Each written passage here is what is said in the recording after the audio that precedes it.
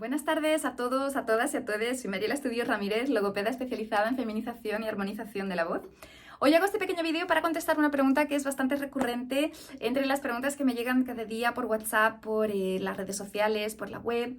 Y es una pregunta bastante interesante, puesto que trata de si alguna de las intervenciones quirúrgicas a nivel facial, para la feminización facial, tienen o no un impacto directo en la voz, en el entrenamiento vocal de feminización de la voz.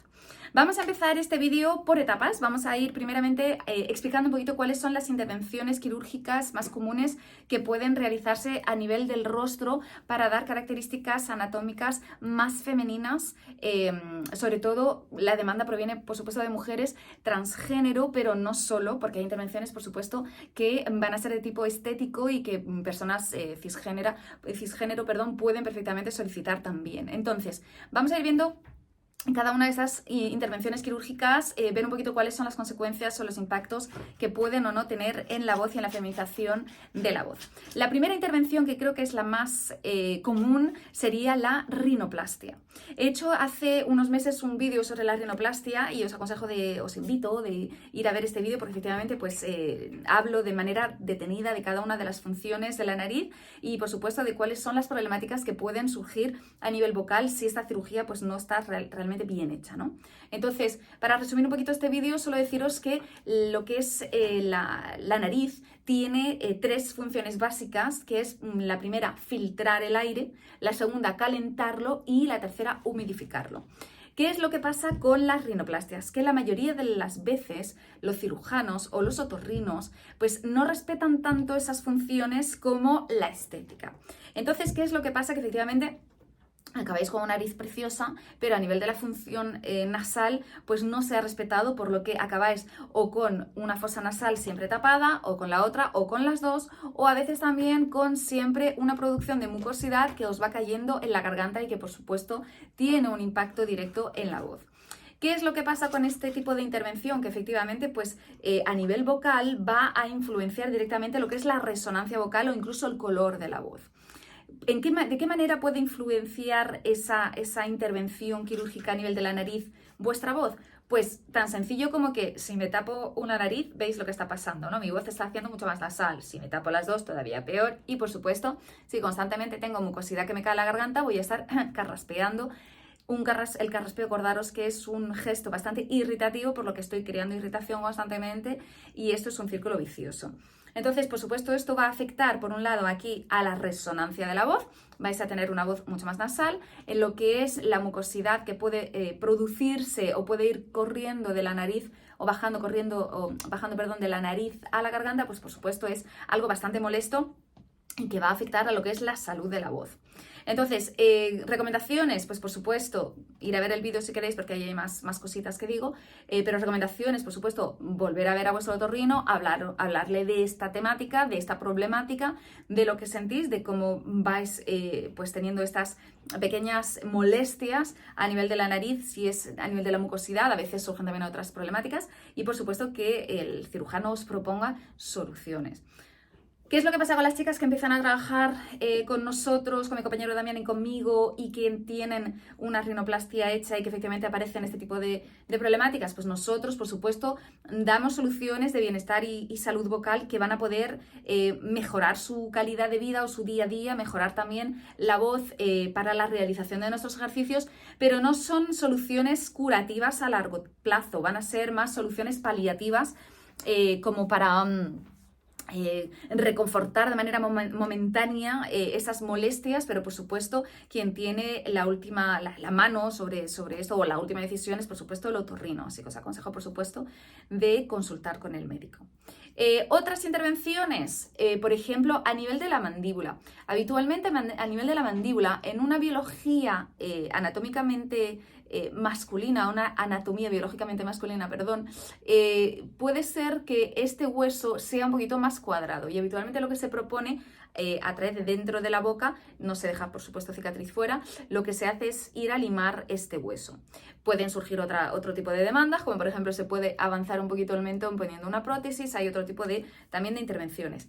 A nivel de estas intervenciones, esto no tiene ningún impacto en la voz. Cuidado también con las intervenciones que tienen que ver, por ejemplo, más con la articulación temporomandibular, la ATM, ¿no? Por ejemplo, es la articulación que realmente permite que la mandíbula se abra y hay personas que efectivamente tienen problemáticas, que esto no tiene nada que ver con la feminización facial, pero tienen problemáticas a ese nivel y puede ser que durante la misma operación de feminización facial se le proponga pues a la paciente de intervenir a ese nivel también. Entonces hay que tener cuidado porque esa intervención sí que podría tener un impacto en la voz. Por ejemplo, yo he tenido pacientes que efectivamente al liberar esta intervención realmente al sanar o al curar esa problemática que tenían y que no podían abrir bien la boca, el hecho de abrir la boca, por supuesto que tiene un impacto directo en la voz, en el color de la voz, en la articulación misma, y eso sí que influencia de manera positiva la voz y la feminización de la voz. Entonces, cuidado con la diferencia entre estos dos tipos de intervenciones, ¿vale? Otro tipo de intervención, por supuesto, lo que va a ser el hecho de limar el hueso que hay encima de las cejas, ¿no? Que habitualmente lo que hace es que cierra un poquito la mirada en personas biológicamente masculinas y, por supuesto, una vez que se liman, pues puede que haya una pequeña apertura y a veces también se ayuda a esa apertura de la mirada, pues haciendo una pequeña intervención a este nivel, ¿no? Entonces, esta cirugía, por supuesto, no influencia para nada la voz. Otro tipo de intervención es las mejillas. Se puede inyectar algún tipo de producto, se pueden poner también prótesis. Esto tampoco tiene ningún impacto. A veces también lo que se hace es se inyectan productos a nivel de los labios. Esto no tiene impacto, salvo, cuidado, salvo si lo que es el producto que se inyecta en los labios, por eso sería en personas trans y en personas cis y en cualquier tipo de personas, pues dificulta quizás el cierre bucal, podría dificultar entonces la articulación y sí entonces podría tener un impacto indirecto en la voz, en la calidad de la voz y sobre todo en la calidad de la producción articulatoria. ¿De acuerdo? Pero normalmente no tiene por qué tener influencias. A veces también lo que se hace es que se recorta esta parte para levantar el labio superior, ¿ok? Y esto tampoco tendría por qué tener influencia. Tenéis que pensar que a nivel de la resonancia, a nivel de la voz, a nivel del impacto de estas cirugías, bueno, yo trabajo con el equipo de Facial Team desde hace muchos años en colaboración directa, de hecho les mando un abrazo muy fuerte desde aquí y pues muchas veces he tenido la ocasión de hablar con pues el doctor Luis Miguel Capitán sobre este tipo de intervenciones porque claro, a mí me interesaba saber si efectivamente pues las intervenciones que ellos hacían podían o no tener un impacto directo en mi trabajo. Y la respuesta es que siempre que no. Como os digo, aparte de la rinoplastia, que efectivamente sí que podría tener un impacto en la resonancia por esa nasalidad que podría instalar, normalmente no hay ninguna cirugía, ni siquiera la condroplastia, ni siquiera el limado del cartílago de la nuez de Adán. Cuidado con eso, también tengo un vídeo hecho a este nivel si queréis, si tenéis preguntas a ese nivel, porque efectivamente es una pregunta que también es bastante recurrente y me parece importante que os informéis si os vais a limar el cartílago. En regla general, como os decía, la feminización facial, las intervenciones quirúrgicas de feminización facial no intervienen, o sea, no tienen un impacto directo en la voz. Eso sí, todas estas intervenciones van a necesitar un postoperatorio más o menos largo en función de cada persona, que efectivamente en ese periodo sí que no trabajamos, está claro, porque claro, tenéis que sanar y está claro que tenéis que recuperar, descansar, ¿ok? Y curaros. Entonces yo he trabajado con chicas que efectivamente han hecho una pequeña pausa en la intervención, o sea, en el entrenamiento vocal conmigo para hacer la feminización facial y luego hemos continuado sin problema, ¿vale? Como os decía, habitualmente el impacto en la nariz es lo que suele ser un poquito más dificultoso y a veces puede retrasar un poquito más el hecho que retomemos o no las sesiones directamente. Pero en regla general la feminización facial no influencia la voz, salvo por lo que es la nariz.